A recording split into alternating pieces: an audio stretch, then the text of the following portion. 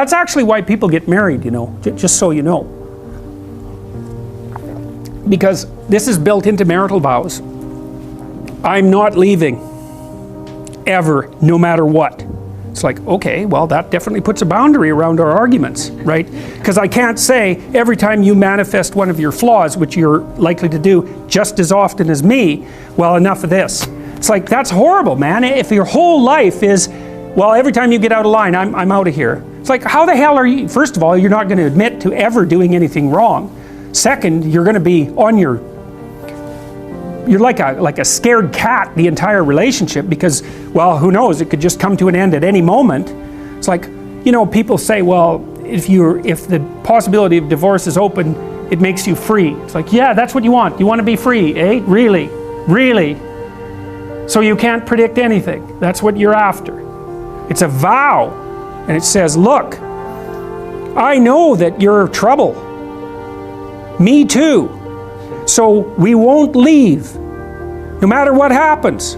Well, that's a hell of a vow, but that's why it's a vow, right? That's why you take it in front of a bunch of people. That's why it's supposed to be a sacred act. It's like, what's the alternative? What's the alternative? Everything is mutable and changeable at any moment. Well, go ahead, you live your life like that and see what you're like when you're 50.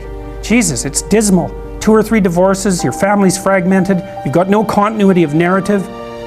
And it's not good for the kids, not by any stretch of the imagination.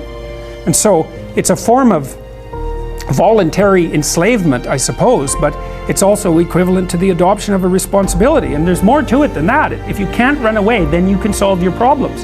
Because it might be, okay, well, I'm stuck with you. So how about we fix things? Because the alternative is we're going to be in a boxing match for the next 40 years. That's the alternative. So, and you think you're going to fix problems without something like that hanging over your head? There isn't a chance. You'll just avoid them because that's what people do. It's really hard to solve problems, especially in a relationship.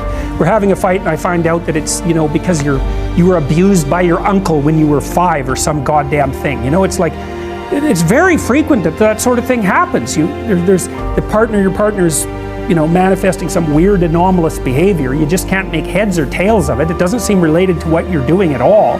They don't want to talk about it. And so as soon as you bring it up, they get mad. And then you bring it up again, they even get madder and they tell you that you're not going to talk about that or they're going to leave. And so maybe you're really, really persistent because you're kind of a son of a bitch, and then they break down and cry, you know, and then they have this horrible memory that comes flooding forward that's completely, you don't know what to do with it, and then you have to sort it out. It's like, you think you're going to do that unless there's a good reason? You have to know, we better sort this out or we're going to be carrying it around for the next 40 years. That maybe is enough motivation so you'll actually try hard to solve a problem. It's a lot easier to say, well, sorry, we're not going there. But then, good, you'll have it every day, every goddamn day for the rest of your life. See, there's some additional problems with divorce that people don't really grasp when they're young. Like, the idea that you can be divorced once you have children, that's kind of a stupid idea, because you can't. You can find a limited substitute for your initial freedom.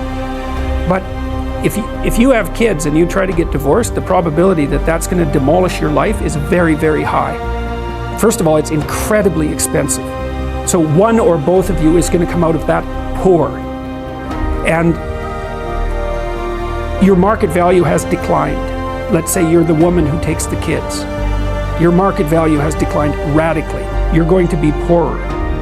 The man, he's just a screw because he is now an indentured servant and there's no escape from it. So it's not so bad if you can negotiate a peaceful separation, and some people can, but lots of times if you have a terrible relationship, it's not like negotiating a peaceful separation is all that easy. But if you're at each other's throats,